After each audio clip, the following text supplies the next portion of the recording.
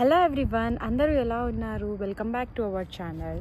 So ఈరోజు మనం vlog ఏంటంటే అమెరికా రావడానికి యాజ్ ఏ స్టూడెంట్గా F1 వీసా రిక్వైర్ అంటే అవసరం. F1 వీసా మీద మనం అమెరికాకి వస్తాం.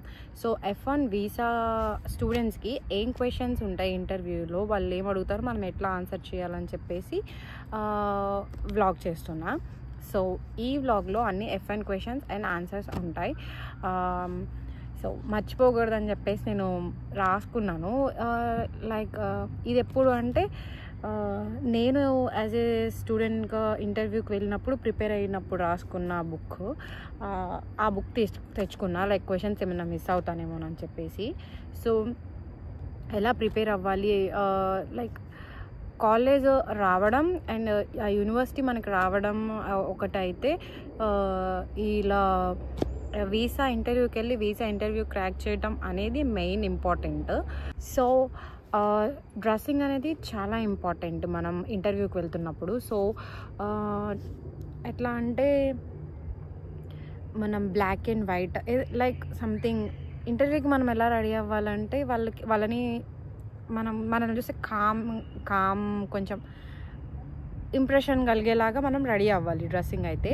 సో నేను black and white shirt, black jean వేసుకున్నాను బేసిక్గా. లైక్ ఏ కలర్స్ అయినా లైక్ లైట్ కలర్స్ ప్రిఫర్ చేయాలి ఇంటర్వ్యూకి వెళ్ళినప్పుడు. That's the first thing so మనం చేయాల్సింది. అండ్ దెన్ అక్కడ ఇంటర్వ్యూకి వెళ్ళిన తర్వాత ఫస్ట్ క్వశ్చన్ వచ్చేసి, నాకు ఏ క్వశ్చన్స్ అడిగారో చెప్తా, తర్వాత జనరల్గా ఎక్కువ క్వశ్చన్స్ ఏం అడుగుతారో చెప్తాను. సో నా ఇంటర్వ్యూలో నాకు ఫస్ట్ అడిగిన క్వశ్చన్ ఏంటంటే, మన అండర్ గ్రాడ్లో చేసిన ప్రాజెక్ట్. నా ఫస్ట్ క్వశ్చనే అది అడిగారు వాళ్ళు. 4.2లో 4.1లో మనం చేసిన ప్రాజెక్ట్స్ ప్రిపేర్ అవ్వాలి. మనం ఎక్కువ ఎక్స్ప్లెయిన్ చేయకుండా ఒక 3-4 లైన్స్లో ఒక షార్ట్ ఆన్సర్ లాగా అనుకోండి, షార్ట్ ఆన్సర్లా ప్రిపేర్ అవ్వి చెప్పాలి. సో మనం వాళ్ళకి చెప్పినప్పుడు ఆ క్వశ్చన్లో మనకి ఇంకా క్వశ్చన్స్ ఏం పడచ్చు, రిటర్న్ మనల్ని అడుగుతారు కదా, ఏదన్నా ప్రాజెక్ట్ చేసామంటే వాళ్ళు రిటర్న్ క్వశ్చన్స్ ఏం అడుగుతారు అనేది కూడా మనం కొంచెం ప్రాజెక్ట్ని డీప్గా ప్రిపేర్ అవ్వడం ఇంపార్టెంట్. అండ్ నెక్స్ట్ క్వశ్చన్ వచ్చేసి ఫండింగ్ అడిగారు నాకు. ఫండింగ్ అంటే మనం ఫీజు ఎట్లా పే చేసుకుంటారు, అక్కడికి వెళ్ళి ఎక్స్పెన్సెస్ ఎట్లా అని చెప్పేసి క్వశ్చన్స్ అడిగారు. సో మనం ఫండింగ్ కూడా పేరెంట్స్ చేసే ఆక్యుపేషన్ చెప్పడం, అండ్ ఫండింగ్ మనకి ఇంత ఉందని చెప్పి చూపించాలి. సపోజ్ ఇప్పుడు నా కాలేజ్ ఫీజు వచ్చి 40 lakhs అనుకోండి, మనం వాళ్ళకి నియర్లీ 2 crores సేవింగ్స్ చూపించాలి. అంటే నేను ఇట్లా 40 lakhs 50 lakhs లోన్ తీసుకున్నాను, మా పేరెంట్స్ నా ఎక్స్పెన్సెస్ అన్నిటికీ ఇండియా నుంచి నాకు మనీ పంపిస్తారు అన్నట్లు వాళ్ళకి మనం నమ్మించినట్టు చెప్పాలి. సో అలా వాళ్ళకి మనం ఎక్స్ప్లెయిన్ చేయాలి ఫండింగ్ గురించి అడిగితే. అంటే పేరెంట్స్ ఆక్యుపేషన్ అడుగుతారు. సో పేరెంట్స్ ఆక్యుపేషన్ అడిగినప్పుడు మనం చెప్పాలి ఇట్లా ఇవన్నీ, లైక్ మా పేరెంట్ ఈ బిజినెస్ చేస్తారు, మాకు ఇంత లైక్ బ్యాంక్లో ఇంత సేవింగ్ ఉంది, ఇంత గోల్డ్ ఉంది అన్నట్లు మనం ఒక క్వశ్చన్కి అట్లా ఆన్సర్ చేయాలన్నమాట. సో పర్సనల్గా నన్ను ఈ 2 questions అడిగారు. తర్వాత వీసా అప్రూవ్ అన్నారు. సో ఇంకొకటి ఏంటంటే, ఎవరైనా ఫస్ట్ టైం ఇంటర్వ్యూకి వెళ్తాం కదా, అప్పుడు మన పాస్పోర్ట్ వాళ్ళు తీసుకుంటారు. ఒకవేళ మన వీసా అప్రూవ్ అయిందంటే పాస్పోర్ట్ వాళ్ళ దగ్గరే పెట్టుకుంటారు. సో మనం ఏం టెన్షన్ పడాల్సిన అవసరం లేదు. సో ఇది కొంతమందికి తెలిసి ఉంటుంది, కొంతమందికి తెలియదు. సో తెలియని వాళ్ళకి కూడా హెల్ప్ అవుతుంది అని చెప్పేసి నేను ఈ వర్డ్ చెప్తున్నాను. సో మనం ఇంటర్వ్యూకి వెళ్ళినప్పుడు వాళ్ళు ఫస్ట్ మన పాస్పోర్ట్స్ డాక్యుమెంట్స్ తీసుకుంటారు. సో తీసుకున్న తర్వాత అడుగుతారు, ఇలా ఇంటర్వ్యూ జరుగుతుంది. ఇంటర్వ్యూ ఒకవేళ మనకి అప్రూవ్ అయితే అప్రూవ్డ్ అని చెప్పేసి వాళ్ళు మన దగ్గర పాస్పోర్ట్ వాళ్ళ దగ్గర పెట్టుకుంటారు, మనకు అది పోస్ట్లో వస్తుంది. సో అది సెకండరీ. అండ్ నాకైతే ఈ 2 questions బన్నీ. సో కొంచెం డిస్టర్బెన్స్గా ఉంది. సో ఇలా క్వశ్చన్స్ మనకి రేజ్ అవ్వచ్చు. నా ఇంటర్వ్యూ అట్లా జరిగింది. బట్ ఇంకా ఎలాంటి క్వశ్చన్స్ అడుగుతారు అంటే, వై దిస్ యూనివర్సిటీ అని అడుగుతారు, ఆ యూనివర్సిటీకే ఎందుకు వెళ్తున్నావు అని అడుగుతారు. సో మీరు దానిలో ఏం చెప్పాలి అంటే ఒక పర్టికులర్ ఇంట్రెస్ట్ మీకు యూనివర్సిటీలో ఉంది, లేకపోతే మీరు బీటెక్ చేస్తున్నప్పుడు మీ ప్రొఫెసర్ ఆ యూనివర్సిటీలో చదివారని చెప్పొచ్చు. లైక్ అట్లా మీరు ఆన్సర్ చేయాలి. ఇంకా ఏం అడుగుతారు, ఎందుకు మనం ఒకవేళ కొన్ని ఎక్స్పెన్సివ్ యూనివర్సిటీస్ ఉంటాయి కదా, ఎందుకు లైక్ ఎందుకు అంత ఎక్స్పెన్సివ్ యూనివర్సిటీకి వెళ్తున్నావు అనే క్వశ్చన్స్ కూడా అవుతాయి. సో అలాంటప్పుడు నేను బేసిక్గా డేటా సైన్స్కి చెప్తాను. సో డేటా సైన్స్లో డేటా మైనింగ్, మిషన్ లెర్నింగ్ నా ఇంట్రెస్ట్కి సెట్ అయిన కోర్సెస్ దానిలో ఉన్నాయి. లైక్ ఫ్లెక్సిబిలిటీగా ఉన్న కోర్సెస్ నా ఇంట్రెస్ట్కి తగ్గట్టు ఉన్నట్లు ఆ యూనివర్సిటీలో ఉన్నాయి. అండ్ ఆల్సో నేను ప్రొఫెసర్ గురించి కూడా రీసెర్చ్ చేశాను. సో ఐ థాట్ అన్నట్లు మనం చెప్పాలి. ఏదైనా వీసా ఇంటర్వ్యూలో మనం చాలా లాంగ్ ఆన్సర్ చెప్పకూడదు, వెరీ క్విక్ అండ్ షార్ట్ ఆన్సర్సే ఇవ్వాలి. Say yes or no, like అవి ఎస్ ఆర్ నో క్వశ్చన్స్ అయితే ఎస్ ఆర్ నో అని చెప్పాలి. లేదు ఏదైనా చెప్పే క్వశ్చన్ అయితే ఒక 1 word లైన్లో మనం ఆన్సర్ ఫినిష్ చేయాలి. సో ఎక్కువ లెంత్ తీసుకునే కొద్దీ మనకి ఎక్కువ క్వశ్చన్స్ రేజ్ అవుతూ ఉంటాయి. సో అలా ఆ ఛాన్స్ మనం వాళ్ళకి ఇవ్వకుండా వాళ్ళు చెప్పిన దానికి జస్ట్ షార్ట్ ఉండాలి, వాళ్ళకి అర్థం కావాలి మనం చెప్పేది. సో ఇన్ కేస్ మనకు అర్థం కాలేదు, వాళ్ళు ఏం అడిగారు అంటే మనం అడగాలి, sorry I don't get you, can you repeat the question, ఇలా అడగాలి మనం వాళ్ళని. సో దట్ వాళ్ళు మళ్ళీ రిపీట్ చేస్తారు, మనం వినాలి. సో కేర్ఫుల్గా మనం వినాలి.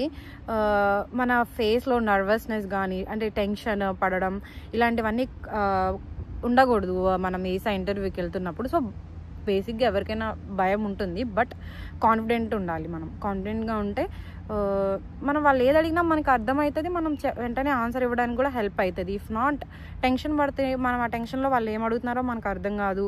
సో అలా కొన్ని రిజెక్షన్స్ కూడా వస్తాయి. సో నేను ఎందుకు ఈ వీడియో చేద్దాం అనుకున్నా అంటే, నేను ఇంటర్వ్యూకి వెళ్ళినప్పుడు సెర్చ్ చేసినప్పుడు నాకు ఇంత డీప్ క్వశ్చన్స్ కానీ వాళ్ళు ఏం అడుగుతారో మనం ఎట్లా ఆన్సర్ చేయాలి ఇలాంటి వీడియోస్ నాకేం కనిపించలేదు. సో అలా ఎవరికైనా యూజ్ అవుతుంది కదా, ఇప్పుడు కొత్తగా వచ్చే స్టూడెంట్స్కి కానీ ఎవరైనా ఇలా వీసా ఇంటర్వ్యూ క్వశ్చన్స్ కోసం సెర్చ్ చేస్తే యూజ్ అవుతుంది అని చెప్పేసి చేద్దాం అనుకున్నా. ఇంకా ఏం అడుగుతారంటే లైక్ ఎక్స్పెన్సెస్ అన్నీ ఫండింగ్ కోసం అడుగుతారు. మళ్ళీ మీరు మీ కంట్రీ రిటర్న్ వచ్చేస్తారా అని కూడా మనకు క్వశ్చన్ రేజ్ అయ్యింది. సో మనం ఎస్ అని చెప్పాలి. లైక్ ఈ కంట్రీలోనే మనం ఉంటాం, జాబ్ చేసుకుంటాం ఇలాంటివన్నీ ఏం చెప్పకుండా ఎస్ మా కంట్రీకి మేము రిటర్న్ వచ్చేస్తాం, ఓన్లీ మేము అక్కడ స్టడీస్ కంప్లీట్ చేసుకొని నాలెడ్జ్ని పెంచుకోవడానికి మేము వెళ్తున్నాం అని చెప్పాలి మనం. లైక్ ఇంటర్వ్యూ ఇంగ్లీష్లోనే ఉంటుంది, మనం ఇంగ్లీష్లో చెప్పాలి. లైక్ ఒక 1 word సెంటెన్స్ అట్లా ప్రిపేర్ చేసుకొని చెప్పాలి. వై దిస్ యూనివర్సిటీ అంటారు. మళ్ళీ మీకు ఎవరైనా ప్రొఫెసర్స్ తెలుసా అని కూడా అడుగుతారు. కొన్నిసార్లు ఈ క్వశ్చన్ కూడా రేజ్ అయింది, మీకు ఎవరైనా ప్రొఫెసర్స్ తెలుసా, తెలిస్తే మీరు better me director name and వాళ్ళ ఈమెయిల్, వాళ్ళు ఏం పిహెచ్డి చేశారా ఏం చేశారో అవి ఒక 2-3 ప్రొఫెసర్స్వి దగ్గర పెట్టుకోండి. So it's helpful in worst cases. And ఇంకేం అడుగుతారంటే ఎక్స్పెన్సెస్కి మనం ఫండింగ్ గురించి ఆల్రెడీ మాట్లాడుకున్నాం కదా, బట్ డీప్గా మాట్లాడుకోవాలి. సో ఎవరైనా స్టూడెంట్స్ ఇక్కడికి వచ్చిన తర్వాత పార్ట్ టైం చేస్తారు, అది అందరికీ తెలిసిందే. సో మనం వీసా ఇంటర్వ్యూలో మీరు ఎలా ఎక్స్పెన్సెస్ బేర్ చేస్తారని అడిగితే మనం ఇట్లా నేను పార్ట్ టైం చేసి మనీ పే చేస్తా ఇవన్నీ మనం చెప్పకూడదు. సో మనం ఏం చెప్పాలంటే, సో మా పేరెంట్స్ ఇండియా నుంచి మనీ సెండ్ చేస్తారని చెప్పాలి. అఫ్కోర్స్ కొంతమంది సెండ్ చేస్తారు, కొంతమంది ఇక్కడ చేసుకొని పే చేసుకుంటాం కదా, సో అట్లా అవుతుంది. ఫండింగ్ విషయంలో మాత్రం చాలా కేర్ఫుల్గా ఉండాలి. లైక్ ఎవ్రీ రూపీ మనకి ఇండియా నుంచే వస్తుంది అని చెప్పాలి. So that should be helpful. And ఇంకేం క్వశ్చన్స్ ఉంటాయంటే మ్యాథ్స్ ఇవే ఉంటాయి. సో కొన్నిసార్లు ఈ క్వశ్చన్ కూడా రేజ్ అయ్యవచ్చు, why data science, like why data science, why computer science. So అలాంటి క్వశ్చన్స్ మనం ఏ దాని మీద వెళ్తున్నామో సో ఆ స్ట్రీమ్కి రిలేటెడ్ క్వశ్చన్స్ కూడా వాళ్ళు అడగవచ్చు. సో అది కూడా మనం కొన్ని క్వశ్చన్స్ ప్రిపేర్ అయ్యి ఉండాలి బెస్ట్ అనమాట. లైక్ కంప్యూటర్ సైన్స్లో కొన్ని లైక్ జావా, స్క్రిప్టింగ్ ఇవన్నీ ఉంటాయి కదా, అవి లైక్ డేటా సైన్స్లో ML, AI ఇలాంటివి. సో సో ఇంకా ఏం క్వశ్చన్స్ అయితే అంటే మీరు ఇంతకుముందు యూఎస్ వచ్చారా అనే క్వశ్చన్స్ కూడా రేజ్ అవుతాయి. సో లేదు, మేము ఇంతకుముందు మనం వెళ్ళారని చెప్పండి. దానిలో స్టాంపింగ్ ఉంటుంది కదా పాస్పోర్ట్లో. సో మీరు యూఎస్ వెళ్ళామని చెప్పండి, లేదంటే లేదు అని చెప్పొచ్చు. ఈ పర్టికులర్ యూనివర్సిటీ గురించి మీకు ఇన్ఫర్మేషన్ ఎట్లా తెలిసింది అని అడిగితే మనం ఏం చెప్పాలి అంటే లైక్ usnews.comలో కానీ gradeschools.com వీటిలో నేను చూసి తెలుసుకున్నాను అని చెప్పాలి మనం. అండ్ ఆల్సో వాళ్ళు ఇంకో క్వశ్చన్ ఏం అడుగుతారు అంటే స్టడీ అయిపోయిన తర్వాత ఇండియా వస్తారా రిటర్న్ అని అడుగుతారు. అప్పుడు మనం ఏం చెప్పాలంటే yes definitely will come back to our country. మా కంట్రీకి వచ్చి మేము అక్కడ నేర్చుకున్న నాలెడ్జ్ని ఇక్కడ యూజ్ చేసుకుంటాము అని చెప్పాలి మనం. లైక్ మేము యూఎస్లోనే సెటిల్ అయిపోతాం, అక్కడే జాబ్ తెచ్చుకుంటాం అని చెప్పకూడదు. ఇట్లా ఆన్సర్ చేయాలి వాళ్ళకి. ఎస్ మేము ఇండియా రిటర్న్ వచ్చేస్తామని చెప్పాలి. అక్కడ మనం వాళ్ళని ఏం నమ్మించాలి అంటే లైక్ వాళ్ళకేం చెప్పి మనం నమ్మించాలంటే మేము ఓన్లీ స్టడీ పర్పస్ మీదే వెళ్తాం, ఓన్లీ చదువుకుంటాకే వెళ్తాం, పార్ట్ టైమ్స్ చేయడానికి కాదు, లేకపోతే అక్కడ ఆ కంట్రీలో సెటిల్ అవ్వడానికి కాదు, just only for the studies. మేము చదువుకొని మళ్ళీ మా కంట్రీ మేము బ్యాక్ వచ్చేస్తామని చెప్పాలి వాళ్ళకి. అండ్ రిలేటివ్స్ ఎవరైనా ఉన్నారా అని అడుగుతారు. సో మనకి అక్కడ రిలేటివ్స్ ఉంటే ఉన్నారని చెప్పొచ్చు, లేదంటే లేదని చెప్పొచ్చు. ఇంకా ఏం క్వశ్చన్స్ అడుగుతారు అంటే వై దిస్ కోర్స్, ఆ కోర్స్ ఎందుకు తీసుకున్నారు, పర్టికులర్గా కంప్యూటర్ సైన్స్ ఎందుకు తీసుకున్నారు, డేటా సైన్స్ ఎందుకు తీసుకున్నారు, సివిల్ ఎందుకు తీసుకున్నారు, ఈ క్వశ్చన్స్ అడుగుతారు. సో దానికి ప్రిపేర్ అవ్వాలి. ఇంకా అడిగే కామన్ క్వశ్చన్స్ ఏమున్నాయి, హూజ్ యువర్ స్పాన్సర్ అని అడుగుతారు. స్పాన్సర్ అంటే మీకు ఫీ ఎవరు పే చేస్తారు, లైక్ మీరు ఎలా మేనేజ్ చేస్తారు అని. సో అప్పుడు మనం ఇట్లా నాకు my parents or my sponsors, we took education loan అన్నట్లు చెప్పాలి మనం వాళ్ళకి. అంటే మేము ఎడ్యుకేషన్ లోన్ తీసుకున్నాము, నా పేరెంట్స్ నాకు స్పాన్సర్ చేస్తున్నారు అని చెప్పేసి చెప్పాలి. మాకు ఇంత ఇన్కమ్ ఉంది, ఇయర్లీ ఇంత ఇన్కమ్ ఉంది, బ్యాంక్లో ఇంత సేవింగ్స్ ఉన్నాయి, లైక్ ఇంత గోల్డ్ ఉంది మాకు, ఇలాంటివి మనం వాళ్ళకి చెప్పాలి. లైక్ చిన్నగా క్విక్గా ఆన్సర్ చేయాలి వాళ్ళకి అడిగితే. అండ్ దెన్ మీరు ఇంటర్వ్యూకి వెళ్తున్నప్పుడు మీకు మీ కోర్స్లో ఎన్ని ఎలెక్టివ్స్ ఉన్నాయి, ఎన్ని కోర్ రిలేటెడ్ సబ్జెక్ట్స్ ఉన్నాయని కూడా మీకు తెలిసి ఉండాలి.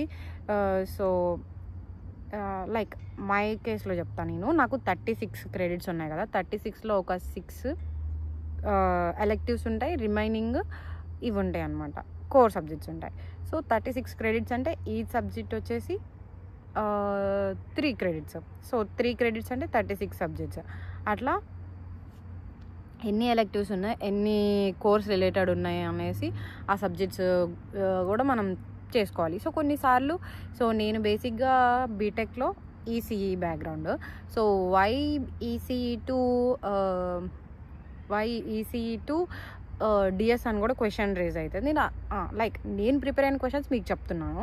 So why ECE to DS అని వాళ్ళు అడిగినప్పుడు మనం ఓకే మన బ్యాక్గ్రౌండ్లో ఓకే బీటెక్లో ఈసీఈలో కూడా మాకు ఈ పైథాన్ సబ్జెక్ట్, మెషిన్ లెర్నింగ్ ఇలాంటి సబ్జెక్ట్స్ మాకు రిలేటెడ్ ఉన్నాయి. సో అక్కడ నాకు ఇంట్రెస్ట్ ఉంది, ఇలా డిఎస్కి వెళ్ళాలని చెప్పేసి, డేటా సైన్స్లో తీసుకోవాలి, మాస్టర్స్ చేయాలని చెప్పేసి అన్నట్టు మనం చెప్పాలి.